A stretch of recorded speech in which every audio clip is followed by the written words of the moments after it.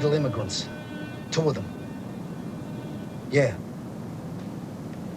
441 Saxon Street, Brooklyn.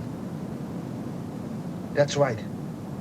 The cast of my mind is tragic, and you can't conceive of a tragedy without the idea of betrayal. After all, Hamlet's betrayed by the king. Macbeth, Lear, it's all betrayal. It's implicit in the tragic idea.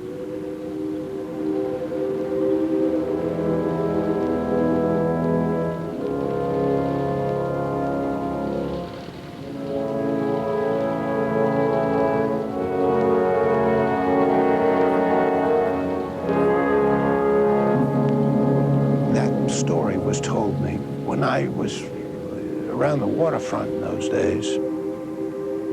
I was told about a waterfront longshoreman who had squealed on his family, and a tremendous outpouring of fury against him that forced him to leave the area. Nobody quite knew where he'd gone. He had to leave his family, and he fled. In ancient terms, he would have gone out into the mountains, vanished among the wild beasts. Well, this particular area of Red Hook and the waterfront stands right under Brooklyn Bridge. And Brooklyn Bridge, it always struck me oddly that here's this commuter traffic going over it night and day. People going out to nice neighborhoods somewhere else. And they were passing over this area where this Greek drama was taking place. And nobody ever thought about it. Nobody ever, of course, knew about it. But the whole area, the different culture that was down there was unknown to the people on the bridge. So it was a view from our culture, which is up on the bridge, down into their culture. The narrated view is the view from the bridge. He's looking at it all from both the American civilization and the ancient one that is really down there.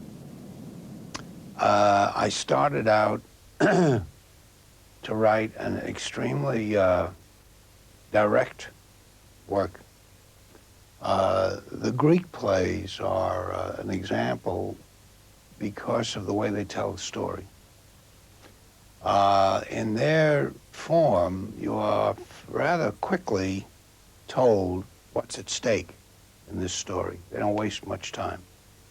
Sometimes a narrator comes forward, in effect, what we would call a narrator, or a chorus, which tells us that the king has just been heard from, and he is coming toward the city, and his wife is in bed with 3 other guys.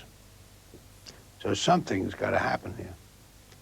I wanted to eliminate in that work all the usual machinery of playwriting, which set up the first act in a rather long and involved explanation of where we were. So that, for one example, a narrator appeared in my work who could set up what I call the moral situation, more or less. I'm inclined to notice the ruins and things. Perhaps because I was born in Italy. I only came here when I was 25. In those days, Al Capone, the greatest Carthaginian of all, was learning his trade on these pavements. And Frankie Yale himself was cut precisely in half by a machine gun on the corner of Union Street, 2 blocks away. Oh, there were many here who were justly shot by unjust men. Justice is very important here. But this is Red Hook, not Sicily. This is the slum that faces the bay on the seaward side of Brooklyn Bridge. This is the gullet of New York, swallowing the tonnage of the world. And now, We're quite civilized, quite American. Now we settle for half, and I like it better. I no longer keep a pistol in my filing cabinet. And my practice is entirely unromantic. My wife has warned me, so have my friends.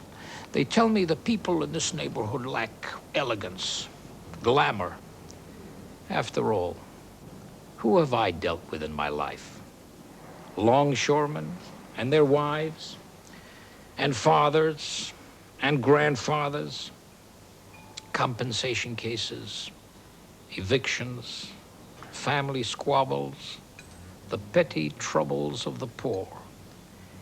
And yet, every few years, there is still a case. And as the parties tell me what the trouble is, the flat air in my office suddenly washes in with the green scent of the sea.